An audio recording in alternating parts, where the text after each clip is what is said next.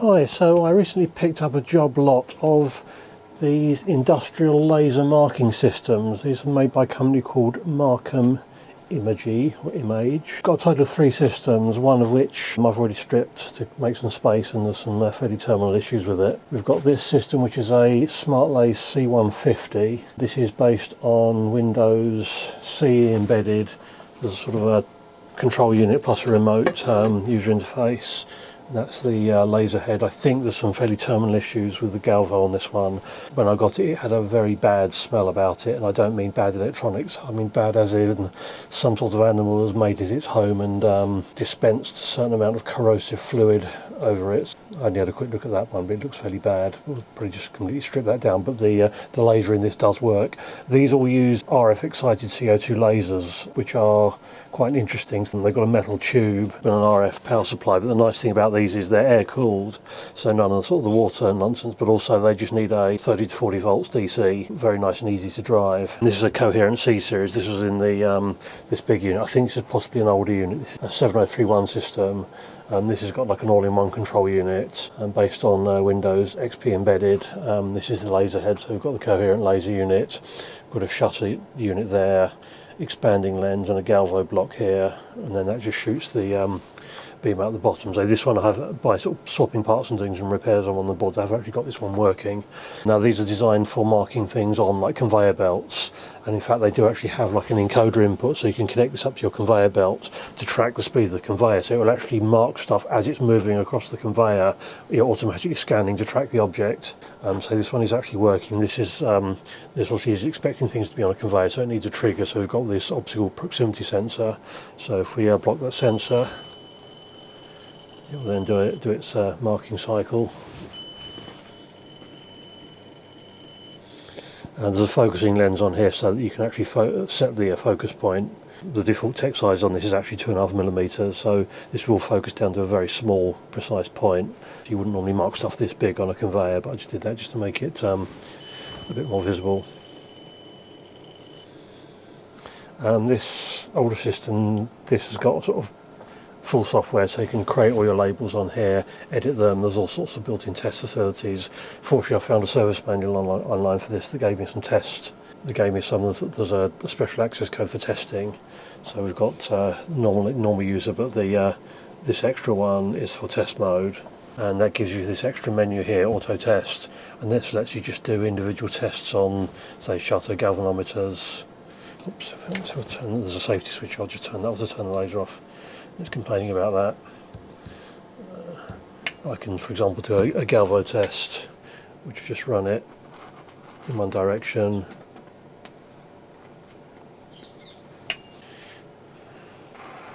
They give you sort of some rough idea of the sort of field of view of this thing. It'll focus down to up to about a foot or closer. Anything beyond that, it tends to go out of focus.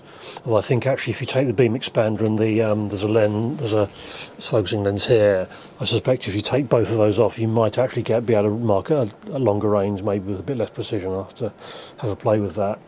But this test stuff was actually quite useful when I was actually trying to get systems running, so I could test each part of the system individually. And originally when I was messing around trying to get it to actually print stuff, I couldn't get any joy out of it, but at least having this Galvo test meant I could test that the hardware did actually work. And so you just test the laser, it would just turn on and just do a static burn, which is quite useful to have. And you can set like different pulse lengths and so on. The one thing that you can't do on these CO2 lasers is set the power.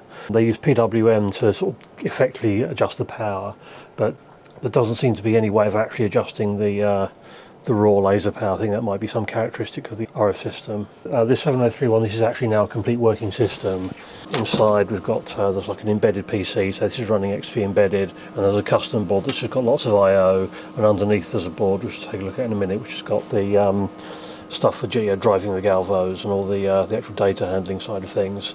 And the actual fault on this was actually a 74HC14 which had died. One nice thing about this is all the inputs are sort of shown on display. So for example, if I turn that encoder, you can see the encoder LEDs changing, and there's various other sort of status things which show up on here. And because I had 2 systems, I noticed that on one of these, when I turned the encoder, all sorts of LEDs were doing weird things. So I was guessing it was probably something to do with this I/O. So managed to just literally trace out the line that was working. It's one of the interlocks that wasn't working. I suspect that might have perhaps got damaged by some sort of external connection, but I sort of literally traced that all the way through the board back to this HC14 and replaced that, and that all then started working. So there's tons and tons of I/O on this. So there's one of the things I picked up with this was a fume extractor, and this can be wired in. So for example, it turns the fume extractor on when the laser's on, but also the fume extractor will give an alarm back when the filters get clogged. So it'll just automatically shut the thing down if there's not enough fume extraction. There's lots of other I/Os for just various interfacing to various other systems. So things like serial numbering, batch coding, all this sort of thing can interface to external systems. There's all sorts of like interlocks and conveyor interface stuff, so it's very flexible. And so it's got this one's got this external user interface, so there's basically just a monitor and a touch screen. I think there's a USB stick input there, so obviously this is a bit more convenient where you want to have this somewhere accessible and the main control box out of the way. Yeah, this all-in-one unit is a bit sort of big and clumsy, so you'd have to find somewhere to actually locate that. They use these ridiculous industrial connectors to link up to the laser head. This is one of the plugs.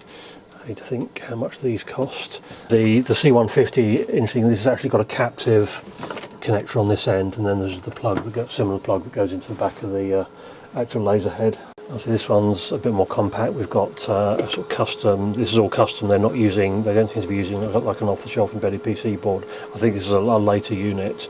And again, we've got sort of the processor board on the top and then various I/O stuff going on underneath. The actual fault on the other head was one of those really annoying faults that basically this is a shutter unit. What's inside there is this, which is basically like there's a sort of solenoid which can lock in two positions to open and close the beam shutter. Obviously for safety, it's actually got two photo sensors so that the system can positively know whether the shutter's in position or not. And I suspect this might have been a common issue with these units because the service manual says that if you replace this, you must replace it with a Type B unit. I don't know what these is, but on this one, this H-bridge driver that drives the solenoid literally had the top blown out of the top of the chip, which I replaced. The problem is that had also taken out this PIC. I tried reading the PIC in the one that I've got that's working, but it's code protected. Now, if I really wanted to get this working, I'm sure the functionality of this PIC is going to be very simple. It's not, there's no like serial interface. There's literally logic controls that say open or close, and then feedback that says it's open or closed. So I'm sure all that PIC is doing is generating pulse widths for this driver. So if I really wanted to, I could probably recreate some code to do that. But I'm not. I don't think it's really worth the effort, to be honest. On the other hand, if this is a really common problem, there's lots of systems out there just sitting unused because of the shutter board, then get in touch and we can maybe we can talk. The laser unit, I've stripped off all the heat sinks because these were just ridiculously caked in utter filth. Basically there's this fan unit that goes on the back and these heat sinks will go there. So this is the complete unit as it comes from Coherent. So there's these 5 obnoxiously loud and powerful fans.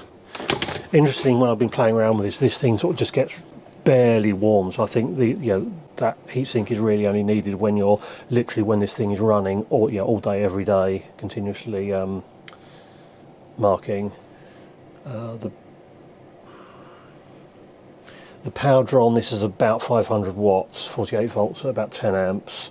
I think the output of this tube is about 30 watts, so that the sticker actually says 150 watts maximum average, but warning label ratings are always vastly overestimated, but judging by the specs I found online for the whole system, I think it's around 30 watts. So inside here we've got the RF power supply. Left hand side there's a 100 megahertz oscillator, so I'm assuming that's what it's running at because there's no synthesizer or dividers I can see. It's just going through a 7404 buffer. Then we've got a couple of those big white RF transistors. The silver wire is like a hard coax. I'm not quite sure why it's going through those, but there's 3 sort of either side of the big square transistor in the middle, but there's also another bit at the top which just sort of runs up and down the side of the case. Not really sure what that's to do with. It might be something to do with perhaps measuring the standing wave ratio or something. And then in the middle you can see that gold blob, which is the actual terminal that connects to the tube underneath. Then to the right of that we've got the fill port, which you can see there's some grey sort of resin sealing it off. Then on the right we've got some power supply stuff. incoming power through a couple of feed-through caps, and then down underneath that we've got an RJ45 with various IOs going through some filters, because obviously there's probably 100 plus watts of RF kicking around inside this casing, so there's obviously lots of screws and RF gasketing and everything to keep that all inside. And at the top right there's a pick, obviously doing some sort of management stuff. I'm not sure if there's actually a serial interface to the outside world, but there is a little serial header, and when you power up it just spits out a copyright message. It may well be there's some like engineering service adjustment type things, but couldn't find any information on there, and I can't immediately see anything obvious coming out of the RJ45. So on this one there's this IO board, and basically this is the one out of the other unit, so we've just got lots of opto isolators, relays, just general interfacing stuff. That sits on top of this board, which has got a DSP and an FPGA, and this handles generating all the data for the Galvos. Interesting, there's a cell holder for a AAA cell there. Maybe that's just for some sort of non-volatile storage, but it seems a bit of an odd choice. And the real-time clock is on the embedded PC board. There wasn't any battery in there, so this may be, there's a few unpopulated parts there, so maybe that's for another option that's not fitted on this, but AAA seems a slightly unusual choice for backup. This is on a USB interface, and that's the only interface to the host. It's just that one USB connector that handles all the Galvo stuff, as well as all the I/O. This is actually not made by Markem. This is actually branded ScanLab, so this may be either a standard product or a something that was custom made for Markem. They're a major manufacturer of Galvo systems, so it makes sense that they'd outsource the production of that stuff. Connector has a marking on the fly connector, so that with the interface to the encoder, so that it can track objects as they move down a conveyor. And this is fairly well designed for accessibility. These boards sort of come out fairly easily. The lid sort of hinges up, and there's like a locking thing to latch the lid up. If we take this plate out, there's a collection of power supplies here. There's these two 15-volt supplies which provide plus minus 15 for the Galvos.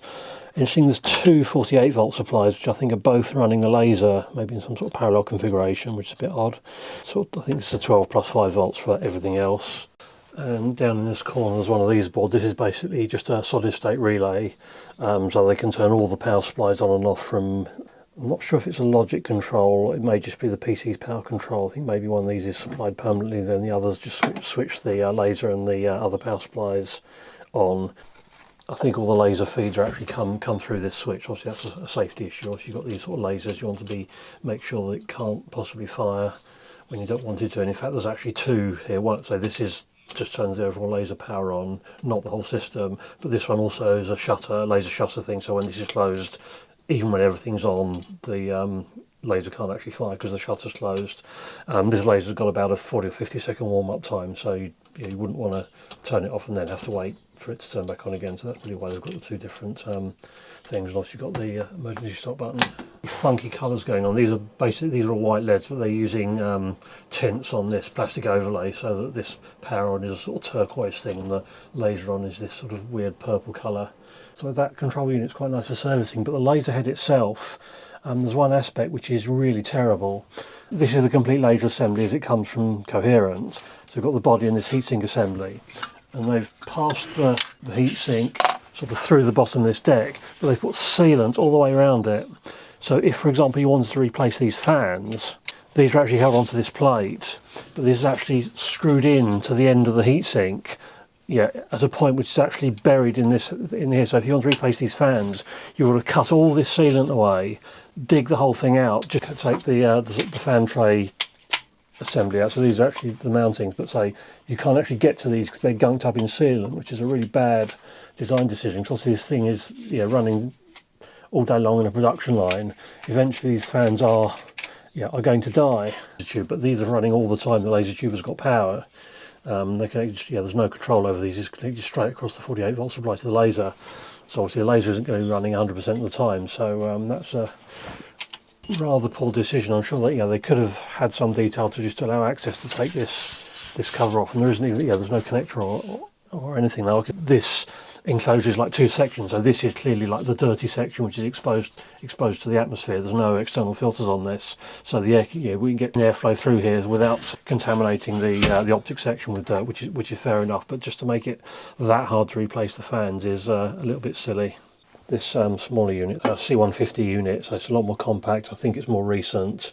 The nice thing about this is inside here, these are all posi screws, whereas the 703 one was all Allen keys. I hate Allen keys, they're so annoying. You always got to find the right size. It's so such a pain when you're taking stuff apart, but it's probably sort of cost reduced thing. We've not got that expensive connector on the back, it's a captive umbilical cable. And we've got these two boards here. Interesting, there's two RJ45, one of these is Ethernet, but the other is the interface to the display remote user interface, which has got one nice thing both on this unit and on the head. Every single connector is different. There's no way you can plug the wrong thing into the wrong connector. All the connectors have different pin counts. Not quite sure what the rest of these is, but again, it's probably one or two supplies for the Galvos and the other one for the PC and everything else. And this looks like it is made by Markem. There's even the CPU board here has actually got Markem Imaje on the copper SD card. This runs Windows CE embedded, and there's a Freescale processor, Xilinx Spartan FPGA, RAM and ROM, CE embedded license sticker. And this looks like mostly I/O. There's actually not a huge amount. There's like some power control stuff. So this switches power to the laser, Ethernet magnetics, but it's all just like all odds and ends. There's a TI micro there. So it's interesting. Looks like they've rolled their own embedded processor board rather than using an off-the-shelf one, which is slightly surprising. This is the inside of that remote user interface thing. This is a Natsemi LX2122, which is like a serial to parallel interface. So there's the corresponding LX2121 on the baseboard. So this takes the parallel LCD signals and serializes them down a single pair. There's certainly one USB for the front panel, USB stick input, and there's a touchscreen input. I don't know if that's serial or USB. Excuse the noise. Once again, we have our very vocal local parakeets having a punch up with the local squirrels over the bird feeders. Okay, let's take a look inside this C150 head. We've got this sort of chamber for the airflow, which is sort of sealed off from everything else. It's sort of cabled down to the fans. Rod here, there's actually a conduit. This might be structural as well, but this is also a conduit for wires going through it. Fairly grotty and dirty. It's obviously had a hard life, and there's some remnants of some sort of crumb food residues there. And the lens is on the bottom side with this zinc selenide lens. There's also an aperture here. I don't know if maybe there's an option to have the laser coming straight forward, or whether that's just for branding, I don't know. Right, this end, this is where the umbilical cable plugs in. It's got a board here that just breaks everything out through all the various other parts of the system. Every one of these connectors is different, so you literally can't plug a connector into the wrong socket. They're all different, which must be a bit of a ball ache for your bill of materials, but for maintenance and servicing it's quite nice. And in the inside here we've just got a PCB with interconnect between various parts. Got the two fans coming in here, laser power, there's a fuse, and just various other connections that disappear down the other end. And a surprising amount on here. There's a Spartan 3 FPGA and a Freescale Coldfire processor. So I wonder if they're actually doing a lot of the Galvo stuff on this board. Obviously quite a lot of power supply stuff, but there seems to be sort of possibly not quite enough to be doing all the Galvo stuff here. So I'm just wondering what they need the FPGA for at this end of the system. Okay, all that stuff off the back, we can now see the laser tube. This is a Synrad tube. If you want to see what's inside these, Les's Lab, which is an excellent YouTube channel mostly focusing on lasers, did a teardown of a similar unit that he got a while ago. I'll put a link to that in the description. Teardown of the fault finding that he did on that. It looks like what they've done on here is they've taken the connector, which normally lives on this side, and just brought it out here, because this side section is like the dirty airflow part, so they've just sort of capped off the original connectors, put them out the back. And again, this is a sealed CO2 system, RF excited. This is a 30 volt supply. I think this is lower power than the coherence. It's a comparable sort of size. warning label on this says 30 watts max, so I'm guessing that's maybe 15 watts. Model number is C150, so maybe that means 15 watts. So you can see at the back, that's sort of the rear reflector. And then at the other end we've got the output coupler, and there's this micro switch which I'm sure is going to be some sort of interlock. Interesting, compare it to the coherent unit. This has got the output coupler sort of offset, so I suspect this might be the laser path might actually be sort of a double path, so it goes, goes one way and then the other, because this other section here, they've got these adjustable mounts. This looks like it's the bottom is like solid metal, and they're just bending this pole, which has obviously got the mirrors on it, with these screws that are accessed through here. So they're actually doing slight adjustments by just literally bending and flexing the metal, because obviously you want to keep all this nice and sealed. You can look at the business end now. The lens comes off. There's just a bayonet mount for the output lens. Now it's clear that something fairly bad has happened in here. Like I said, when I got it, it smelt not pleasant. But yeah, it looks like maybe there is an option for a straight through beam path, because the mounts look fairly similar. You see some quite serious corrosion in there, and that is not just water. That is clearly something a bit more aggressive and unpleasant than water. This is the Galvo control board. I think it's all analog. Loads and loads of adjustments here. The output stages, these are LM3886s, which are audio amplifiers. So obviously, the Galvo motion is basically like a voice coil type thing, so it's very similar to a speaker type load, and similar sorts of frequency ranges. Tons more stuff on the bottom, and as I understand it, the way these typically work is you've got a voice coil providing the motion, and then there's a feedback path to do closed loop control, which is typically optical. So there's some sort of optical feedback mechanism, so they can do a closed loop control to get the Galvo to position where it's needed to be, and take into account all the mechanical effects. I think these are actually custom made for Markem rather than being an off-the-shelf driver board. There's no actual maker's name on here, but for example, if you look at the backboard here, same style of like quality control labels. So I think this is probably a full custom thing. So even if this Galvo was usable, I'm not sure how usable this will be. Although as it's analog, you might be able to just sort of feed analog voltages in here. And there's signs of this corrosion, and say does not look like normal corrosion. Clearly something fairly nasty. And this is the Galvo block. There's a little board up here. I suspect these are thermocouples for sensing the temperature. This just looks like thermocouple wire. And then the Galvos just all go into this block, and say here we've got some more corrosion-y stuff going on. This looks like where whatever it is came to rest. And this is the optical business end. The beam comes sort of through here. There's also a right angle mirror to point it up onto this mirror, then across onto this one, and then out straight towards us. And here are the actual Galvos. This one seems like it's in okay condition, and this is the one that sort of took the brunt of whatever went in here. It does actually still move, but all the wires and everything are all just completely corroded away, so that's pretty much unrecoverable. So I think that's the actual sort of motion part, and then this will be the optical feedback. Get that apart and have a look in detail as to how this works. And at the end of this, as you can see, there's another lens, as we saw on the other unit. So let's take a look at this Galvo. So on the top we've got this little plastic bit. If we take that off, you can see there's a LED here. We can actually see how the optical feedback works. Looks like we've got two shaped photodiodes and this vane that crosses them. So I'd imagine they probably use this in like a differential mode. So they're looking at the balance of the light relative to each side, so they can get a sort of consistent readback of the position of the rotor. Effectively, these are custom photodiodes, quite big on each. These are about 3.5 millimeters square, so that might go partly the way to explain why Galvos are quite expensive.